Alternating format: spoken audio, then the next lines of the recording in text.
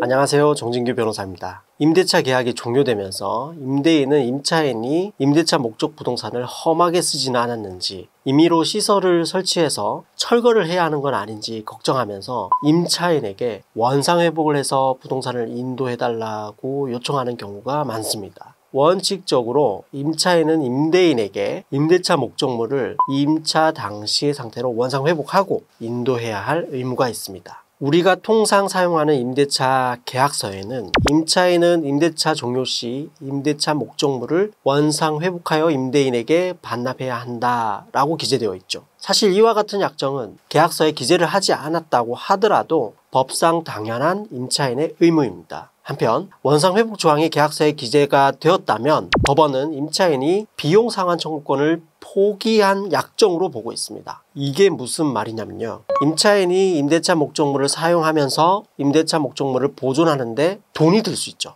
이를 필요비라고 하고 수도시설이나 보일러 교체 비용 등이 여기에 해당할 수 있습니다. 그리고 임대차 목적물의 가치 상승에 든 비용을 유익비라고 하는데 진입도로 포장 비용, 샤시 교체 비용 등이 여기에 해당할 수 있습니다. 임차인의 이런 필요비 유익비를 임대인에게 청구할 수가 있는데 임차인과 임대인의 약정에 따라 이런 필요비 유익비 청구권을 포기할 수가 있습니다. 법원은 계약서에 기재된 그 원상회복 조항은 바로 이런 필요비 유익비 청구권을 포기한 약정으로 보고 있습니다. 따라서 계약서에 이런 원상회복 조항이 있으면 임차인은 임대인에게 필요비 유익비를 청구할 수가 없게 됩니다. 이 점을 유념해서 계약서에 원상회복 조항이 있다면 문구를 삭제하거나 별도로 필요비 유익비를 청구할 수 있는 것으로 특약을 해서 임차인은 필요비나 유익비를 받을 수가 있습니다. 원상회복의 문제와 관련해서 벌어지는 중요한 쟁점은 원상이 무엇이냐입니다. 원상회복을 해달라는 말은 처음 임대차 계약 당시의 상태로 돌려달라는 것이죠.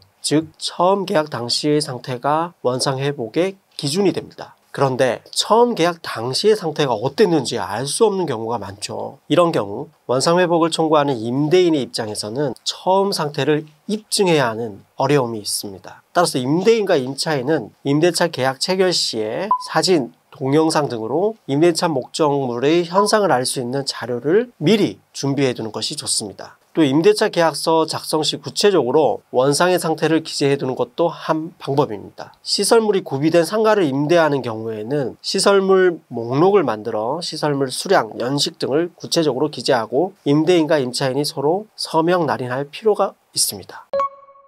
임대차 목적물을 사용하면 일부 손상이 가해지는 것은 어쩔 수 없는 것인데 이런 통상의 손모까지 임차인의 원상 회복 범위에 넣을 수는 없습니다. 통상의 손모와 관련된 법원 판례를 보면 카페트 가구를 놓았던 자국, 햇볕으로 인한 벽지 마루 등의 변색, 에어컨 설치로 인한 나사못 자국, 도배를 바꿔야 할 정도의 못 자국, 가전기구 뒷면 벽 변색, 벽에 걸어 놓았던 달력 또는 액자의 흔적은 원상회복의 범위에 포함되지 않는다라고 하였습니다. 반면에 도배를 바꿔야 할 정도의 못 자국, 바퀴 달린 의자로 생긴 마루 바닥의 흠, 이삿짐 옮기면서 발생한 마루 긁힘, 에어컨 누수 방치해서 생긴 벽의 부식, 결로 방치로 인한 얼룩과 곰팡이, 애완동물 사용에 따른 기둥의 홈 같은 경우에는 원상회복 범위에 포함된다고 하였습니다. 한편 이와 같은 임차인의 원상회복 의무는 임대인의 임대차 보증금 반환 의무와 동시이행 관계에 있습니다. 즉 임차인이 원상회복 의무를 이행하지 않으면 임대인은 임차인에게 임대차 보증금을 돌려주지 않아도 되는 것이 원칙입니다. 통상 원상회복에 들어가는 비용은 임대차 보증금에 비해서 작기 때문에 임차인이 원상회복을 하지 않았다고 해서 임대차 보증금을 전부 반환하지 못한다면 이는 공평의 원칙상 임차인에게 가혹한 것이죠. 그래서 법원은 동시이행의 항변권은 근본적으로 공평의 관념에 따라 인정되는 것인데 임차인이 불이행한 원상회복 의무가 사소한 부분이고 그로 인한 손해배상액 역시 근소한 금액인 경우에까지 임대인이 그를 이유로 임차인이 그 원상회복 의무를 이행할 때까지 혹은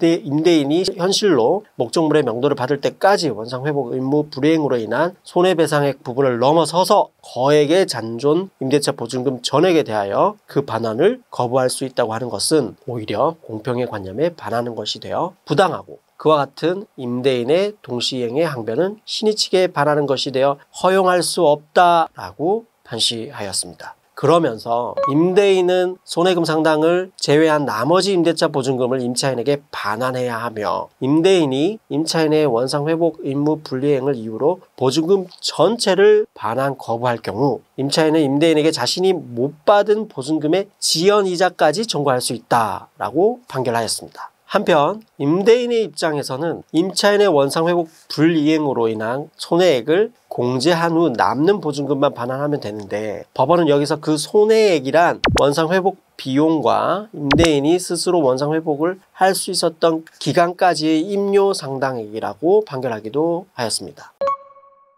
오늘은 임대차에서 임차인의 원상회복과 관련해서 살펴보았습니다. 다음 시간에도 유익한 법률 정보 들고 다시 만나 뵙겠습니다. 감사합니다.